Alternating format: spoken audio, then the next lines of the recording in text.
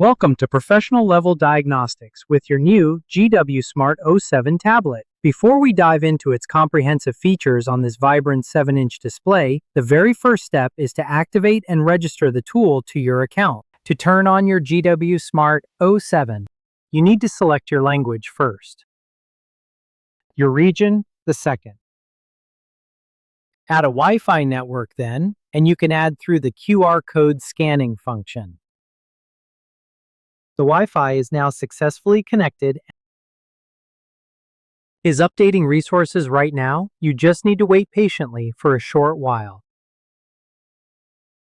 If you don't have an account, click Sign Up to create one using your email address and a password. If you already have an account, simply click Sign In and enter your email and password to log in.